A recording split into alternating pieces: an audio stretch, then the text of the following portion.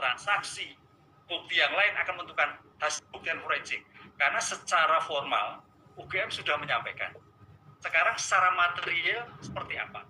Nah, hasil ini yang akan dikeluarkan oleh Baris-Krim. Tapi pertanyaannya, apakah hasil Baris-Krim itu satu-satunya bisa diterima? Oh tidak. Nanti seandainya Bang Roy dan teman-teman itu tidak sepakat, ada pembandingan. Ini yang disebut kadang-kadang kontra suatu pembuktian.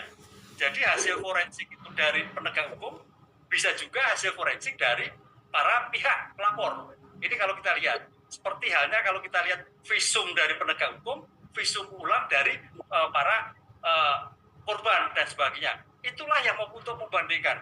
Oleh karena itu di sini nanti kejernihan hakim akan melihat sebagai bentuk hasil forensik sangat menentukan. Karena ini kan ilmu-ilmu forensik yang bukan ilmu-ilmu orang hukum.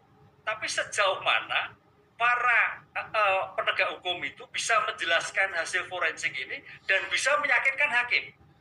Kenapa? Kenapa forensik hadir? Itu apabila ada keraguan. Nah, keraguan inilah yang sedang diperiksa oleh Baris-Krim, yang nanti mungkin ada pembanding yang lain.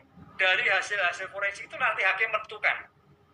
Dengan kondisi keterangan saksi, bukti yang lain akan menentukan hasil mana yang valid. Nah, disinilah Mbak, untuk menentukan hasil forensik, karena hasil forensik itu untuk menambah keyakinan hakim, di mana hakim orang hukum juga tidak tahu, penegak hukum ataukah juga tidak tahu forensik, jaksa demikian juga. Dengan demikian, bagaimana meyakinkan hasil forensik itu sah, bernilai atau tidak.